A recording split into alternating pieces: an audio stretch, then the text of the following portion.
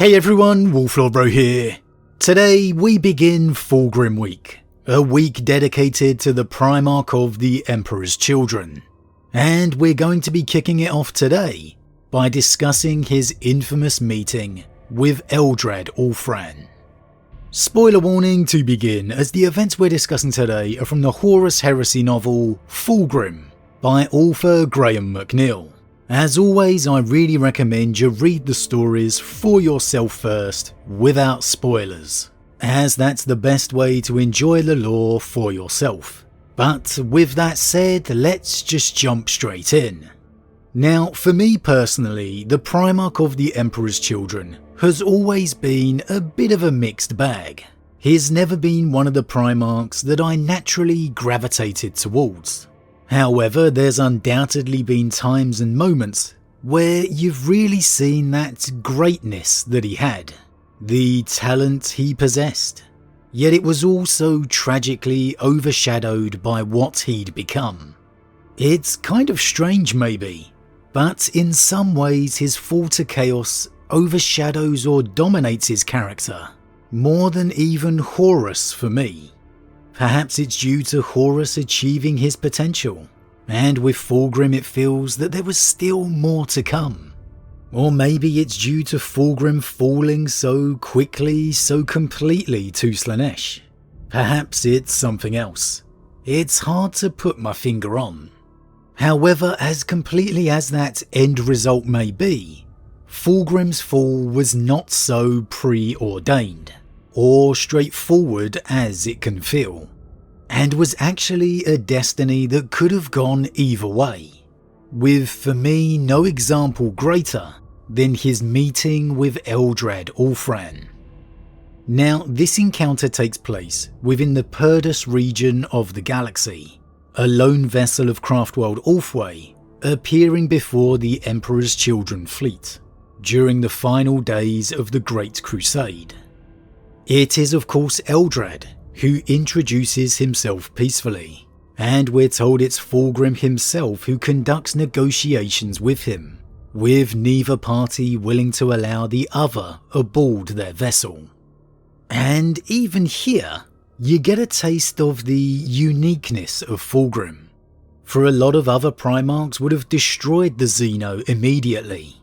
Indeed, most of Fulgrim's commanders are calling for just that, claiming it a trap or a Xeno trick.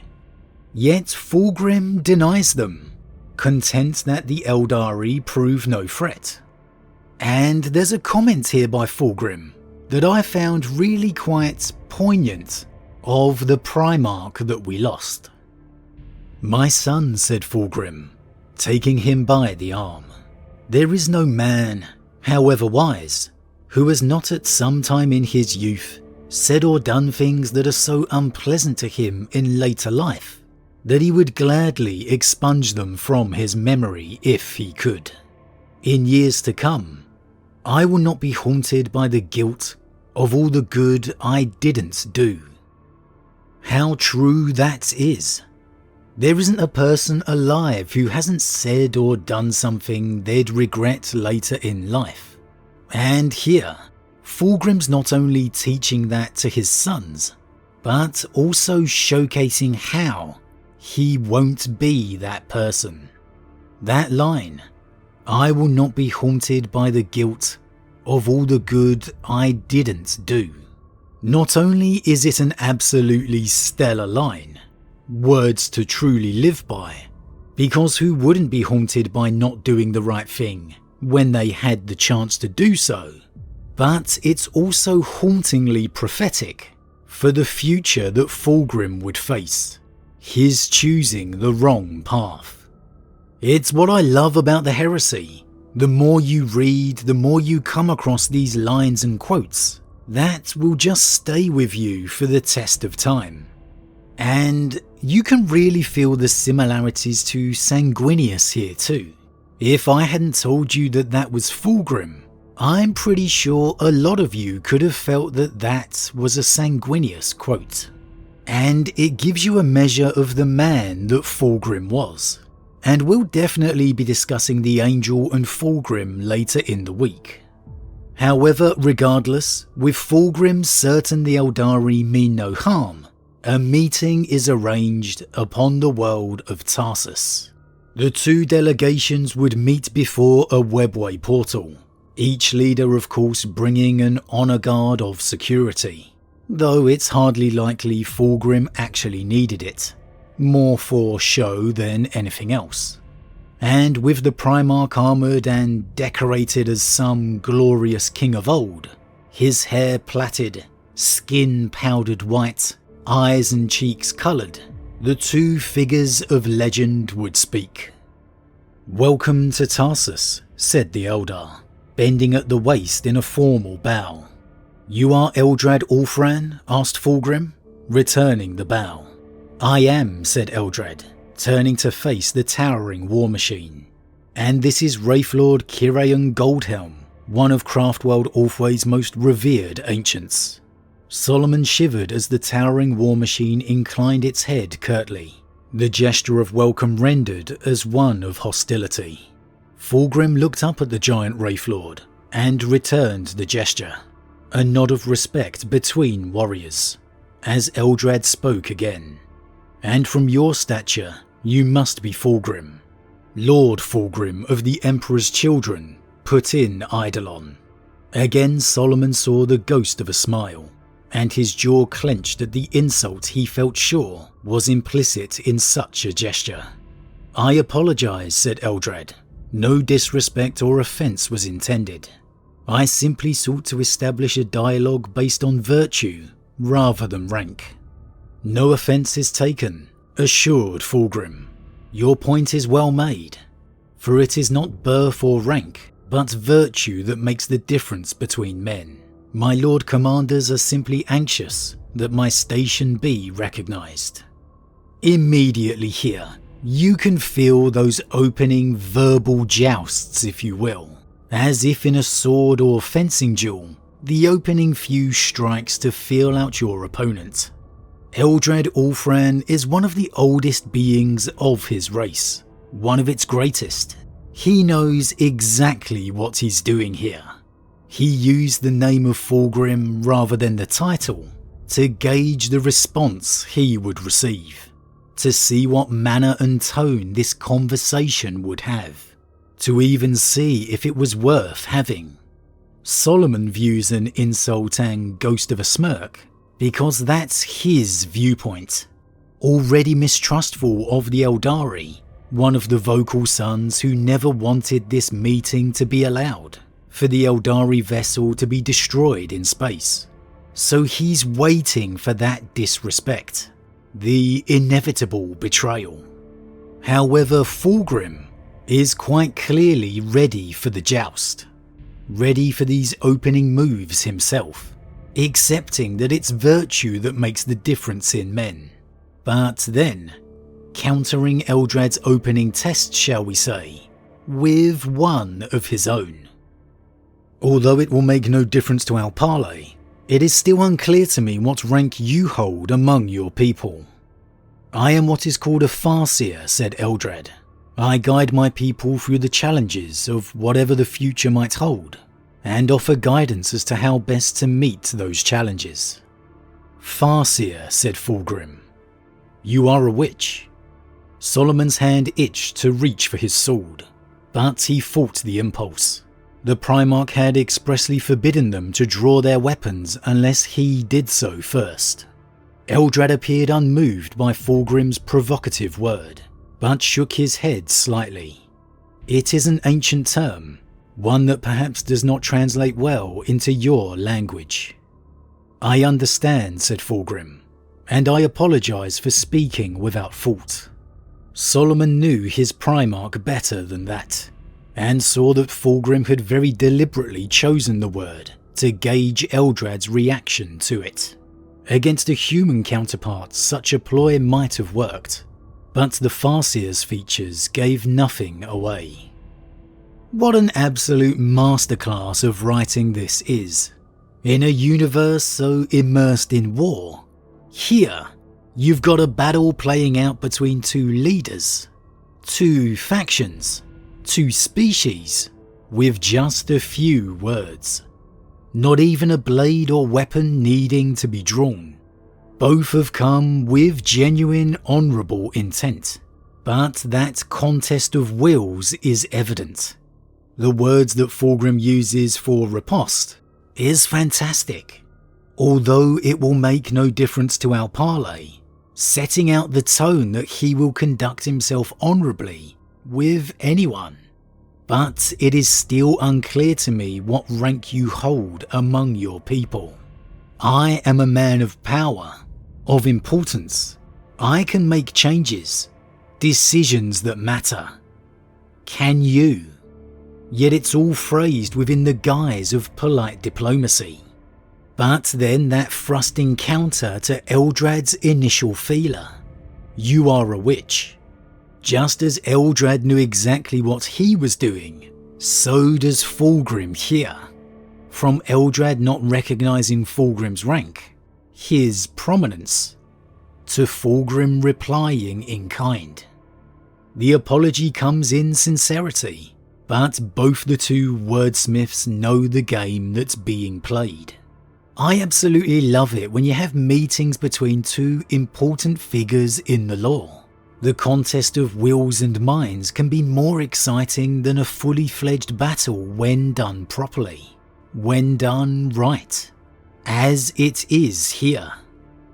And with the opening spar and introductions over, with Fulgrim assured he speaks with a being who can speak for Craftworld Ulthran, the meeting progresses with the two sides sitting at a table and feast the Eldari have prepared.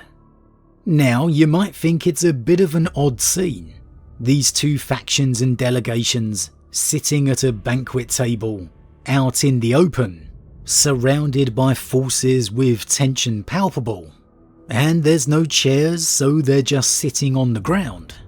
But in a way, it kind of represents the hope for the 40k galaxy as well, that there is indeed room for amicable diplomacy.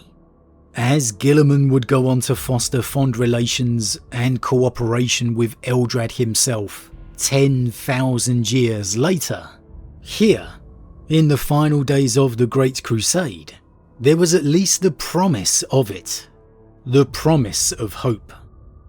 And you can see why it was Fulgrim's role, of all the Primarchs, to be that diplomat, that envoy of the Emperor. He knows how to conduct himself on both of those levels. That polite calmness of the surface, and the sparring battle of wits below. Here you have a Primarch, truly comfortable, and dare I say intended, to speak on behalf of his father, the Emperor of mankind. But as the two sides help themselves to food, the topic turns to the Eldari having been shadowing Fulgrim's fleet since it entered the region, rashly brought up by one of Fulgrim's commanders, much to his annoyance, with Fulgrim clearly preferring to keep that ace up his sleeve for later in the conversation. Again, just another subtle hint at the Primarch's expertise here.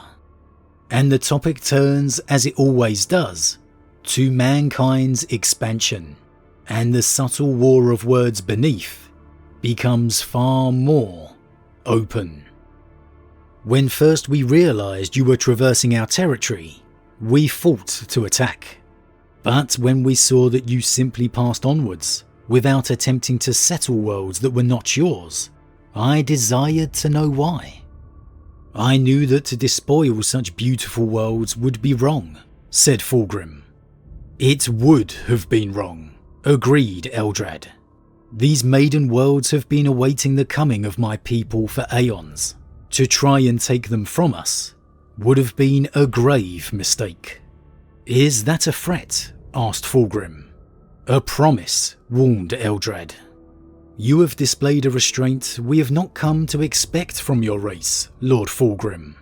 After all, you are led by a warrior known as the War Master, and your aim is to conquer the galaxy for your own kind, regardless of the sovereignty or desires of the races with which you share it.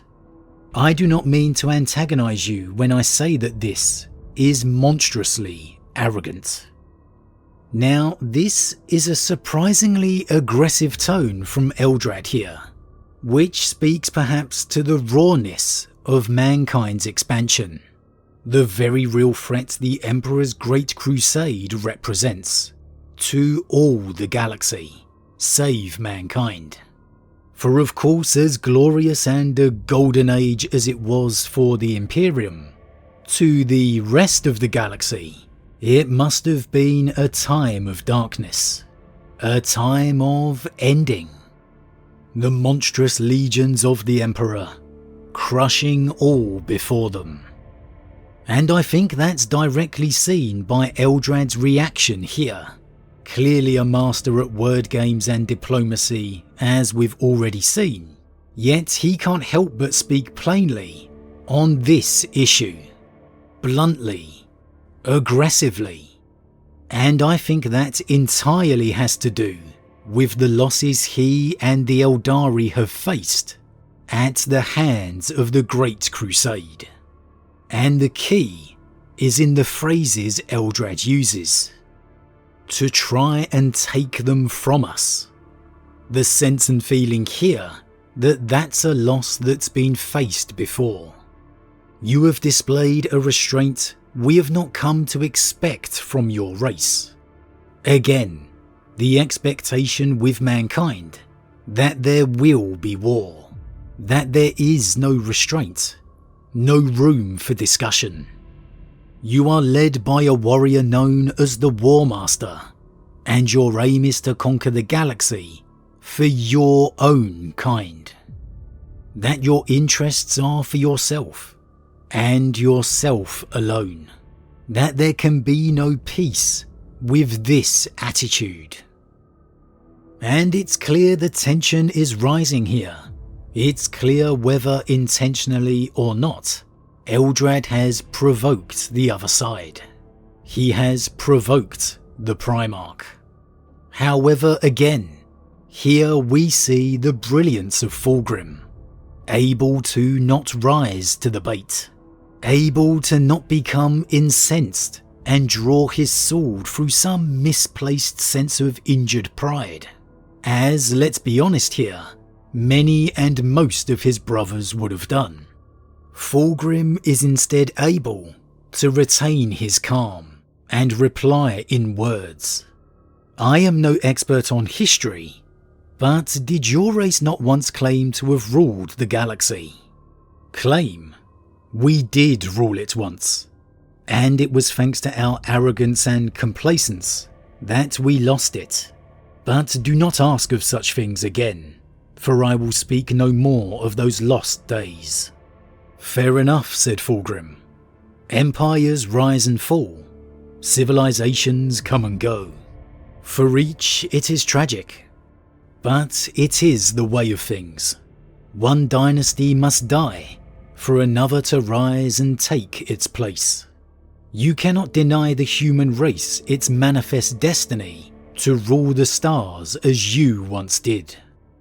Now, the use of manifest destiny has its parallels in our own history here, a term used for American westward expansion across the North American continent, if I remember my history correctly. And you can definitely see the parallels with the Imperium's expansion, but you can certainly see the point in Fulgrim's retort, and that it strikes a nerve in Eldrad. For who is he to say mankind can't rule the galaxy, when his own race once did? Yes, we know Eldrad is talking from good intent, and that the fall of his race is a lesson to be learned, but it's not necessarily his place to teach it. And considering the Eldari did rule the galaxy, and are now a dying race, teetering on the edge of extinction, you can't escape the fact it comes across as sour grapes. Bitterness at another empire taking their place. No, that may not necessarily be true, but it absolutely does come across that way. Both characters' arguments fair from their own points of view. And it's inescapable here. The tension has been raised. The forces of both sides subtly readying themselves for war. For what other outcome is there when one empire objects to another's expansion?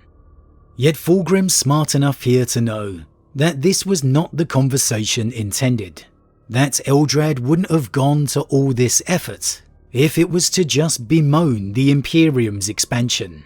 He surely would have simply attacked, attempted to stop it. And so he asks Eldrad Ulthran of Craftworld Ulthway what they are truly doing here. And so Eldrad reveals the truth, the real reason for wanting to speak with Fulgrim. To warn him of the betrayal of Horus Lupercal. But that particular revelation we're going to debate tomorrow. Ugh, what a tease, Rho, what a tease. For me, this whole encounter is the perfect showcase for the true Fulgrim that was lost. The role intended for the Imperium that none of his brothers could truly fulfill. You get here the shades of Guilliman, the manner of Sanguinius, the intellect of Dawn, yet it's all combined within the Phoenician. His subtle use of words, his tact and guile at swaying a conversation, not rising to baits, and keeping awareness of the unspoken meaning, able to adjust when his sons let out information mistakenly, and it's all locked within the spectacle of Fulgrim, the show that he is. It's definitely arguable that he was the intended symbol for the Imperium, for his father, but again, we'll talk that later in the week. How do you view this meeting between legendary figures? Are you surprised that it's Fulgrim who's arguably able to come out on top of this verbal joust? And does Eldrad betray the scars of his past? Was Fulgrim's diplomatic ability something truly lost to the Imperium with his fall? And would it be in a better shape now if he was still around today? If the Phoenician remained loyal? Or would the talents of Fulgrim be lost within this future of eternal war? As always, everyone, leave your thoughts in the comments below. Huge thank you to all my subscribers. Your support truly means a lot to me, it really does. If you're new, please consider subscribing to help the channel grow. And if you enjoyed this particular vid, then why not drop a like on it too. But with that said, I am off, and I'll see you all again tomorrow as our focus on Fulgrim continues.